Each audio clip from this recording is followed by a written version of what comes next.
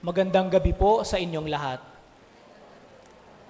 Hindi ko po alam yung I'm sure yung mga lola na nandito, yung mga kaedad ko, na mga medyo bata pa, for sure, kapag kayo po ay nag-aral sa public school nung elementary, mayroong feeding program na ginawa ang school. Nung panahon ko, yung bulgur at yung may green peas. At minsan binigyan pa kami ng, alam ko, parang Nutriban ba yun? Nutriban, yes. Na merong palaman na margarine. Naalala ko kapag may feeding, minsan kami ang pinagluluto, at kapag kayo ang nagluto, minsan 2 or 3, exempted kayo sa klase. So, ang mag-volunteer, exempted sa klase. Madalas ako nagbo-volunteer para hindi lang maka-attend sa klase. At ang requirement nila sa mga estudyante, sa mga pupils, magdala lamang ng baso, kutsara, at maliit na asukal. Dadagdagan na lang ng asukal yung bulgur, tapos pwede mo nang kainin.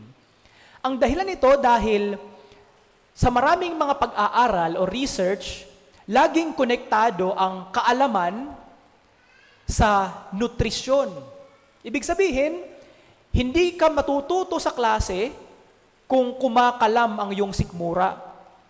Hindi mo maiintindihan ang mga leksyon na tinuturo ng teacher kapag ikaw ay nagugutom. Kapag ikaw ay nagugutom. Kaya nga, nagkaroon ng ganitong mga feeding program, ay hindi ako sure kung sa panahon ngayon meron pa, feeding program para labanan ang malnutrisyon. Labanan ang malnutrisyon. Para ang mga estudyante, hindi lamang sila mabubusog, kundi maiintindihan pa nila ang sinasabi ng teacher at matututo pa sila sa mga leksyon sa paaralan. Parang ganito ang sinasabi ni Jesus sa Ebanghelyo ngayon. Nung sinabi niya sa kanyang mga alagad at sa mga tao nung kanyang panahon na kailangan ninyo upang kayo ay magkaroon ng buhay na walang hanggan, kanin ninyo ang aking laman at inumin ninyo ang aking dugo. Sapagkat ang aking laman ay tunay na pagkain at ang aking dugo ay tunay na inumin. Now, hindi naging maganda ang pagtanggap ng mga Hudyo nung narinig nila kay Kristo ang mga salitang ito. Bakit?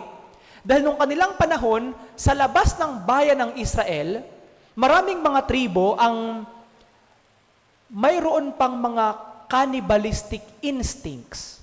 Ibig sabihin, mga tribo na hindi mga Hudyo, na nagkakaroon sila ng mga human sacrifices at kinakain nila.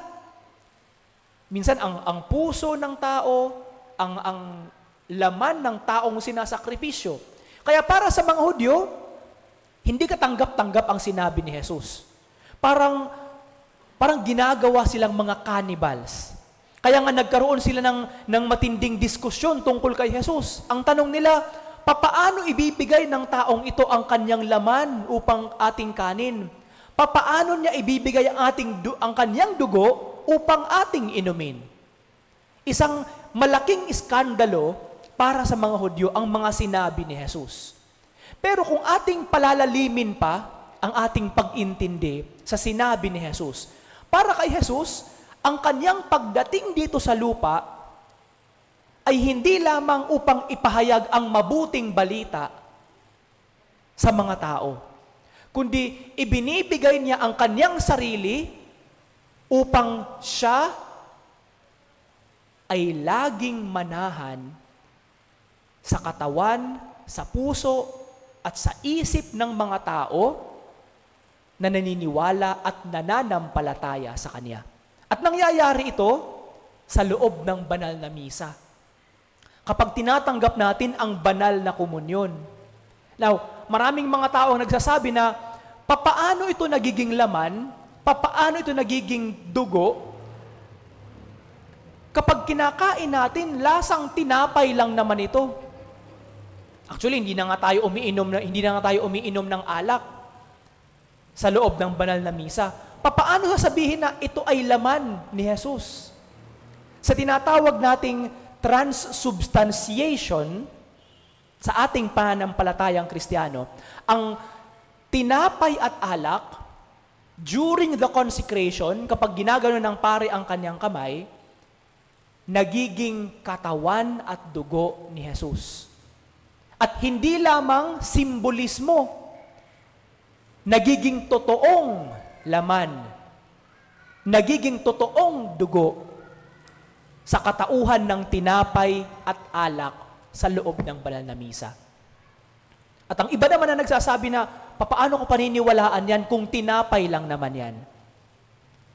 Ang iba kasi, para sa kanila, maniniwala lamang ako kapag nakita ko, nalasahan ko, naamoy ko, nadama ko, ang isang bagay at kung ano ang sinasabi nito, ayon sa aking mga senses, yun ang aking paniniwalaan.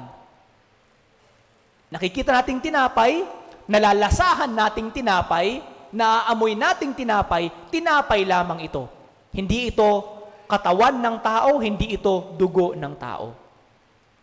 Kapag ang ating gagamitin sa ating pananampalataya, ang ating 5 senses lamang, mawawalan tayo ng pananampalataya. Lagi tayong magque-question, bakit?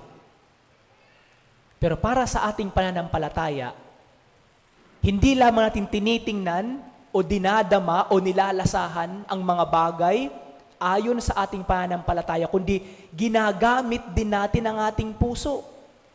Ginagamit natin ang ating isip. Ginagamit natin ang mata ng ating pananampalataya. At sa katawan at sa katauhan ng tinapay at alak na ating tinatanggap sa banal na komunyon, si Jesus mismo ay present doon sa tinapay at alak. Hindi lamang siya simbolismo. Kung tatanungin po natin, dito man lang siguro, o sa ibang mga tao na ating kakilala na Katoliko, tatanungin natin sila, ano ba sa tingin ninyo ang tinapay at alak? Ito ba ay totoong katawan o dugo ni Jesus or simbolismo lamang ito? Ang laging sagot ng karamihan ay simbolismo lamang ng dugo at katawan ni Jesus. Dahil para sa kanila, hindi sila naniniwala. Kaya nga, sa maraming pagkakataon, kapag tayo ay tumatanggap ng banal na komunyon, baliwala lang sa atin. Di ba? Wala doon ang ating puso, wala doon ang ating isip. Ang feeling natin, part kasi ito ng misa. Kailangan kong magkomunyon. Bahagi kasi siya ng gawain sa misa, natatanggap ng komunyon. Kailangan kong tumayo at tumanggap ng komunyon. Otherwise, hindi kompleto ang aking pagsisimba. Tama naman, kulang ang pagsisimba mo kung hindi ka tatanggap ng komunyon.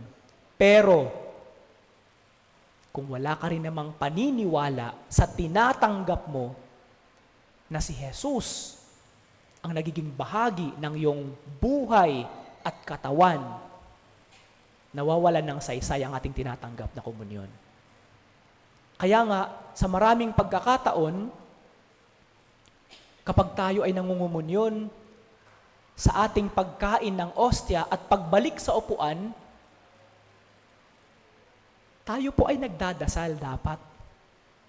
Hindi nauupo, hindi umuupo agad. Makikipagkwentuhan, titingnan ang cellphone habang hinihintay na matapos ang komunyon. Kapag ganito ang ginagawa natin, ibig sabihin, para sa atin, ordinaryong tinapay lang ang tinanggap ko. At ito siguro ang pinupunto ng Ebanghelyo ngayon. Ito ang pinupunto ni Jesus nung sinabi niya sa kanyang mga alagad, ang aking katawan ay totoong laman. Ang aking dugo ay tunay na inumin. Sa ating pagtanggap ng banal na komunyon, gamitin natin ang mata ng ating pananampalataya. Sa ating pagkain ng ostya na katawan ni Jesus, namnamin natin, hindi lamang ang lasa ng ostya, kundi ang presensya ng Diyos na nagiging bahagi ng ating katawan. At sa ating paglabas sa simbahan, Pagkatapos ng misa, makikita natin kung totoo nga na ang ating tinanggap ay si Jesus o para sa atin, bahagi lamang ito ng gawain sa loob ng misa. Nagbibigay ito ng lakas hindi lamang sa ating pisikal na pangangatawan, kundi ang ostya, ang banal na komunyon, nagbibigay din ng lakas sa ating espiritu. Na ang tanong siguro, sa bawat tinatanggap mong komunyon, simula nung ikaw ay una pang nangumunyon, ano ba ang tingin mo dito? Ilang beses ka na bang tumanggap ng komunyon na binaliwala mo ang presensya ng Diyos sa iyong kinain na banal na ostya? Siguro maaaring tanungin mo ang iyong sarili, kapag ako ay natatapos mangumunyon, ano ang lagi kong ginagawa? Sa pagbalik ko sa aking upuan, ano bang aking ginagawa? Nauupo ba ako lagi?